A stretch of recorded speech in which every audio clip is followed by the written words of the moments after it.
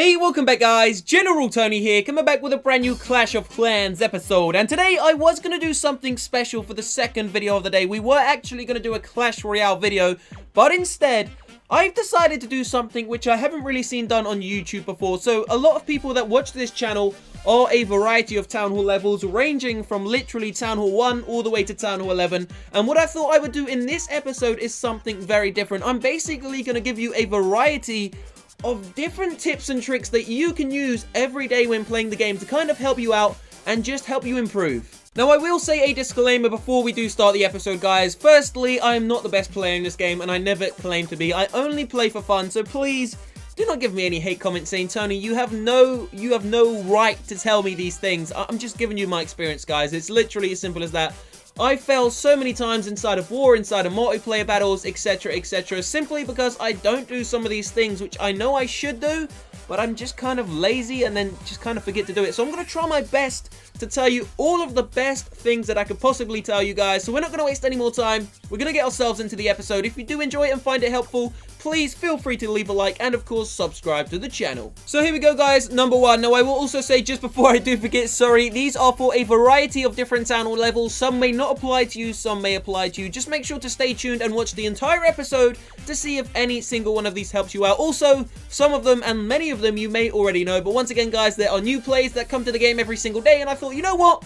Let's just do an episode on this because it's something different. So number one guys, and this is something that literally so many people just don't do, and it is so simple, and it is honestly, could you all try and drop the rage spell into the path of where the troops are going? So you'll see, if you literally just go into the most recent war log inside of your clan, take a look, I will guarantee you that 95% of the attacks drop the rage spell on the troops that were kind of moving towards an object. So they drop the troops, they drop the rage spell kind of in the most unnecessary place possible. You really want to drop the rage spell where the giants or the golems or the wizards are heading. You don't want to necessarily drop the rage spell onto those troops directly, because at the end of the day, the rage spell lasts for a certain amount of time, and if you drop the rage spell on the troops whilst they're moving, they're going to leave that zone. The rage spell is then going to become just pointless, and you're not going to get the most out of it. So if you do want to get the most optimal rage spell ever, literally use your mind, use your experience, use some skill, some technique, and drop the rage spell where you know those troops are going to funnel into. So going straight into number two, and the exact same technique is also applied to the heal spell and the haste spell. Ensure that you drop the spells beyond where the troops are. You want to drop them into the oncoming space where the troops are going to arrive. Now I know this sounds so simple, but it will literally save you the war, guys. It can honestly save you the war. And as I said, I don't do these things myself because I'm damn lazy. I need to slap myself. Oh, Tony, don't hit. I'm only joking, guys. I'm only slapping my hands. But honestly, I need to stop being lazy. I need to do these things myself because we've lost the last 3 wars in a row.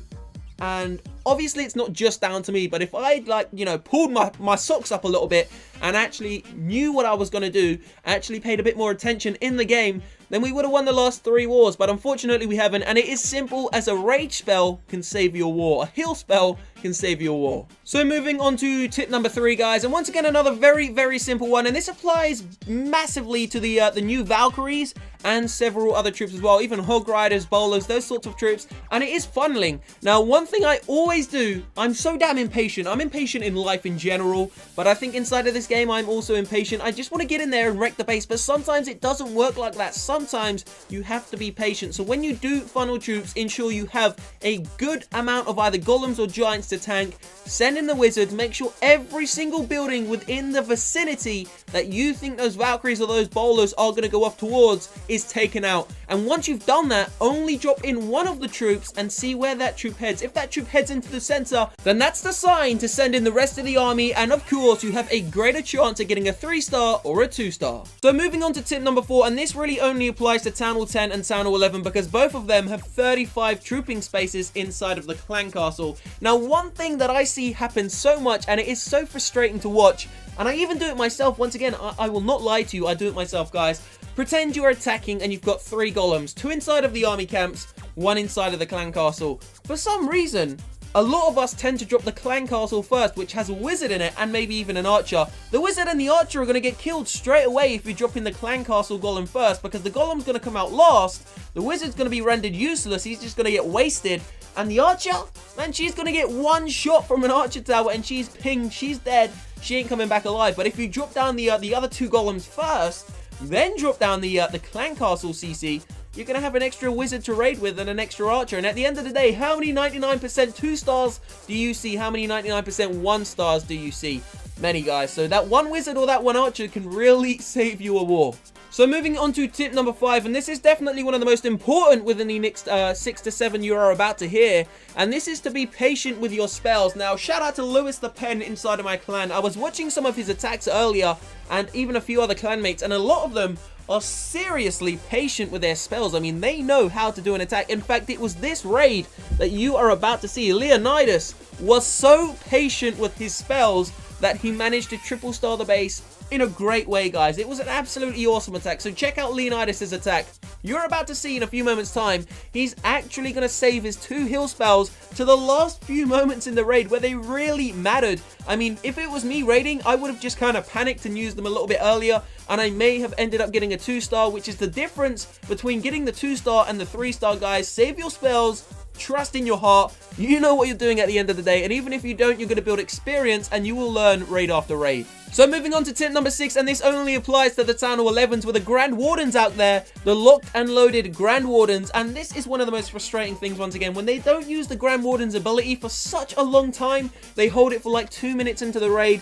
It's so pointless, guys. There are only 2 reasons you should be holding the Grand Warden's ability. First one is if you know where big bombs are and you are using it to save your wizards or smaller troops, guys. And the second one is if you are saving it for the Eagle Artillery or the Inferno Tower when either one awakens, guys. If you are not saving it for either of those 2 things, you should use your Grand Warden's ability real early inside of the raid to stop any mass amounts of damage to the majority of your troops. Don't forget, the longer the raid goes on, the wider your troops go and the less of them are going to be within the aura. So you want to use your Grand Warden's ability, as I said, unless it's for the Eagle Artillery, big bombs or Inferno Towers, really early on inside of a raid. So moving on to number 7, and I mean, guys, I mean this when I'm about to say this, never use a symmetrical base. Now, you may look at my base and you may say, Tony, your base is symmetrical. No, it may look symmetrical, but the defenses, the storages, everything, the traps, they're all in different areas. Maybe the walls are kind of semi-symmetrical, but the actual base itself is so far from symmetrical. Never use a symmetrical base, meaning never use a base which looks the same on either side, guys, because you are about to get whooped by any army. Any army can take down a symmetrical base. If you've got one, just basically don't copy the most basic YouTube video bases. Don't copy the ones which are symmetrical, guys. I mean, I've made symmetrical bases in the past. I'll hold my hands up and tell you right now I have. But that was back when I was a noob.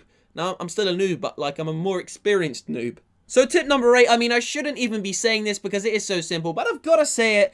Do not drop your golems in the same area. Do not drop your giants in the same area. Please don't drop your wizards in the same area, guys. You're just asking to get a beat down.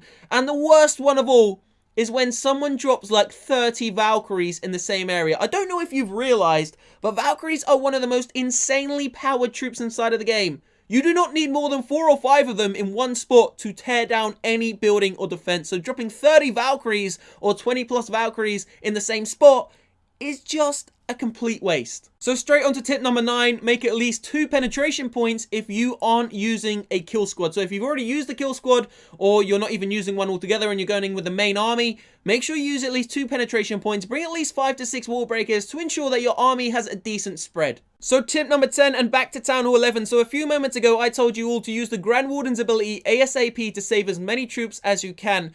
Except if you are to do this, guys. Now, if you're Town Hall 11 and you're trying to funnel Valkyries, Wizards, etc. into the center of the base and you know there's a possibility there could be some giant bombs, make sure you save the Grand Warden's ability to render those giant bombs useless. So on to one of the final tips, and this is for pretty much every Town Hall level which has the free spell. So I think Town Hall 9, 10, and 11. And this is to not wait too long before using the free spell, especially if you are using the free spell on the Inferno Towers. Now, I know I said be patient with heal spells, rage spells, haste spells, etc. But with a free spell, it is completely different. An Inferno Tower can destroy an entire army in seconds, especially if it's like Wizards, Valkyries, etc. So make sure you are dropping that free spell at the correct moment in time to freeze that Inferno Tower and ensure it does the smallest amount of damage possible. And the final tip, guys, tip number 12, do not use heal spells with free spells on Inferno Towers. It just doesn't work unless the Inferno Towers are easy to get to or you take them down quickly. Do not use heal spells when you're using Town Hall 10, Town Hall 11 attacks. So there it is, guys. They are kind of like the 12 most underrated tips inside of the game. I hope you have enjoyed it. Leave a like down below if you have. Can we hit 10 gazillion likes on the video? No, we can't, Tony, so shut up. Okay, mate.